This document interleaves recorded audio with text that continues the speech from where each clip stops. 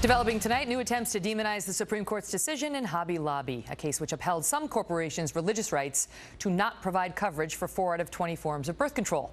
Now, Planned Parenthood has launched a series of ads targeting lawmakers who support that ruling, like this one here attacking Congressman Cory Gardner, claiming he and Hobby Lobby believe your boss should decide your birth control. Kirsten is a Fox News political analyst. She worked in the Clinton administration, so they're doing it because they think it's effective, but is it true?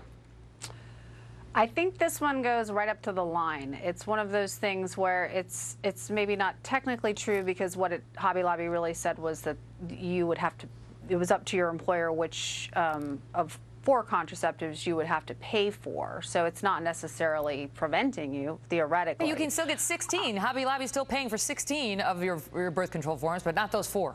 Right, but not those 4. But I think the reason I say it goes up to the line is because I can see the argument that for a person who doesn't have a lot of money, telling them that you're not going to, the insurance isn't going to cover it, is the same thing as saying that they can't have it. So in that sense, I feel like it's not, you know, it's not necessarily untrue. It's sort of up to interpretation. But what they say is that they believe your boss should control your birth control. What Hobby Lobby and these other corporations were saying is, we don't necessarily want anything to do with the birth control. But Kathleen Sebelius' minions went down into the basement and told us after Obamacare was passed, it wasn't even Congress that told us, it was the minions at HHS, that we had to cover it. We had to cover 20 forms. So, all right, we'll do 16, but we object to those 4.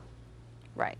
Well, look, I mean, as you know, Hobby Lobby wasn't really about contraceptives. It was about religious liberty. Right. You know, and I think that they've turned it into being about contraceptives, because the court wasn't ruling.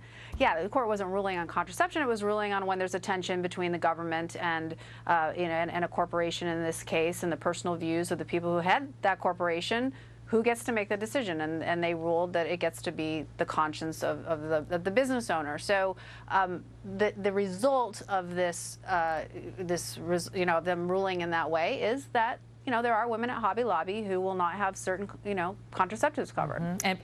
But now some are claiming that, look, this whole claim that these drugs amount to abortion is false, because it's not an abortion like you'd get at Planned Parenthood at a table. Instead, the Hobby Lobby never claimed otherwise. They said it ends a fertilized egg in some cases, and that we object to.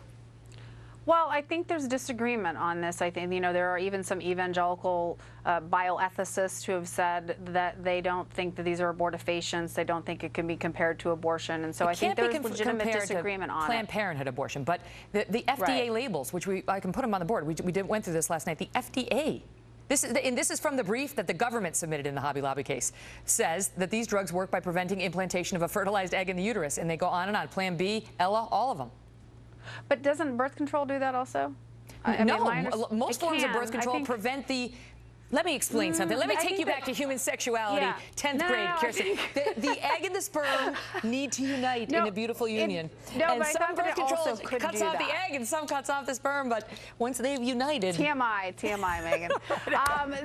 No, but I thought that in some cases that it could do that. I thought there were like a series of things that birth control could do, but... I'm going to have to leave it at this. But our little chat about the birds and the bees will continue, and then we'll post that on our Facebook page as well.